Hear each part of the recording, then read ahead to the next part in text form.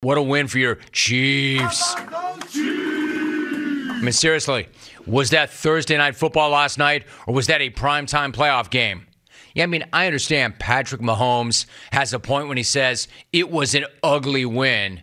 But generally, when you consider how ugly Thursday night football is and how ugly Thursday night football will be once again, I will gladly take what I saw last night. Because far too often what we get on Thursday night is a couple of gassed out, beaten up teams on a short turnaround that don't want to be there but have to be there. Now, don't get it twisted. Bad football is still way better than no football. But last night was not that. Instead of the standard two scrubs taking a national dump in their pants on Thursday night, what we got last night was football's best and fiercest division with two of the top teams and both having designs on ripping Lombardi, getting after it. Stars and studs, everyone on the field, and dudes paid to make big plays, doing what they're paid to do. Starting with Mahomes, going vintage. I like the way when I do my own drops. You got to like that. Like, it's not enough for me to say it myself. We have to have my own drop of me. Starting with Mahomes. Going vintage Mahomes. And dropping down with that sidearm sling for 7 in the second quarter. They're making me think of my kid, Rogan Loam. There were some Dan Quisenberry comments when I posted that video of Rogues dropping down. So true.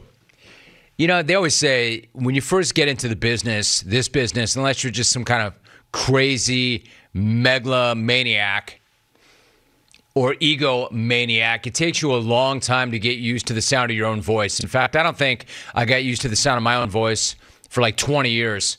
I still can't even look at myself on TV, I'll be honest. But I do like the sound of Mahomes.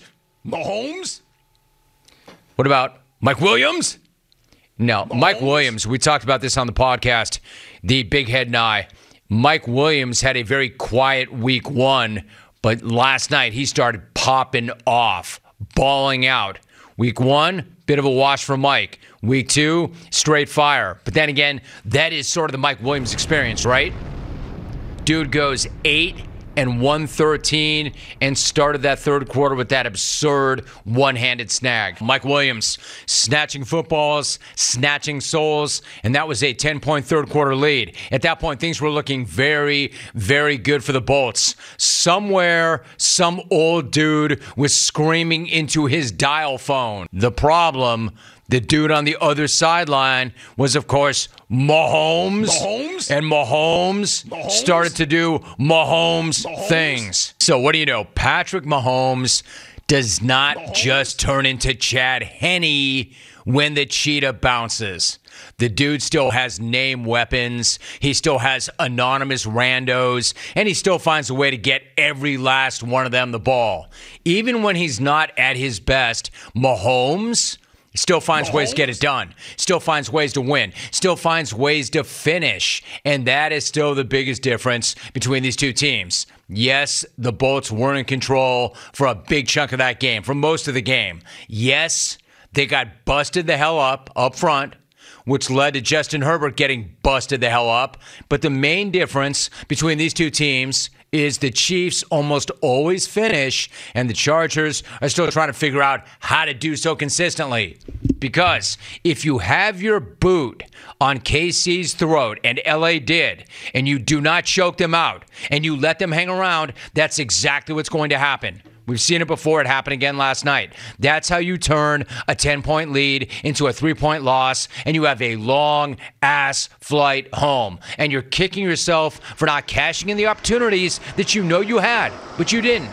Like, I'm a huge Asante Samuel fan, but he can't be putting 2 INTs on the ground, not against Kansas City. And while Justin Herbert could not have been any tougher, and man, my man is tough, could not be any tougher or any more badass the way he got his ribs sledgehammered with a dime. despite all of that, there's no getting around how devastating that 99-yard pick six was that flipped that game. And not just a 99-yard pick six, but a 99-yard pick six from maybe the most unlikely dude on the entire field. Mahomes/Watson. Watson. How about this dude, Jalen Watson? A.K.A. the 243rd pick in April's draft. My man was literally working at Wendy's a few years ago to keep that NFL dream alive. And there he is pulling off a 99-yard pick six in his second career game. That'd be a pretty good time to slam the brakes right now and shout out Chiefs GM Brett Veach. Not that we didn't know this, but absolutely one of the best in the business. And he just had the very best 7th-round draft ever. This dude's got 2 rookies from the 7th round who have already scored in the first 2 games of the season. Isaiah Pacheco last week, Jalen Watson last night. Watson. Typically, if you have a 7th-round pick, even make the team, that is an enormous win. Meanwhile, this dude, Veach, he's got tutties in the 240s. He's finding tutties in the 240s. As for the Bolts, maybe next time Gerald Everett is gassed and he's got his hand up and he's asking out of the game, maybe you come for the big fella. Old man Ritt. Can't believe how gassed Everett seemed. And then the route that he ran on that game-turning pick six kind of proved it, right? But again, this is the difference to me with these two teams. You only get a couple of key opportunities to flip any game. The Chiefs got theirs. They cashed it. They housed it. And the Bolts did not. But, I do have to drop one big, fat chunk Gruden. But, in here right now, because the game was not over. The game was not over, and especially for a certain group of people. Certain people who may have thrown down on the Bolts +4. No names mentioned, me.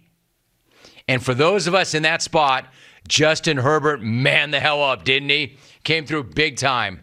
Because by the end of that game, my dude, Herbert, was broken. I mean, hopefully not actually, and I hope he's all right.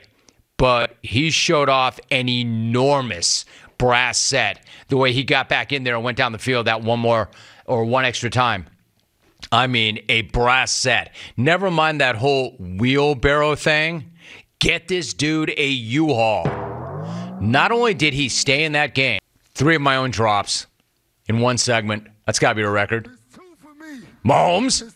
Watson. Mahomes. Baseball Watson. bat. Get that guy U-Haul. Baseball bat. What I'm saying is, this guy's back out there, and he delivers this dime on 4th down to keep that all-important backdoor wide ass open. What do you mean? Overall, so far so good with the Thursday night matchups. Rams v. Bills last week. Thursdays used to be for and I'm thinking that it's still going to be like this, but generally Thursdays are like some whack matchup between Jacksonville and Tennessee, or the Bengals when the Bengals had Dalton, things like that. The NFL would try to cover how lame those games were by going with some equally lame color rush uniforms. What do you know? Great matchups make for great football games, and you don't need lame gimmicks or shtick. So far, so good.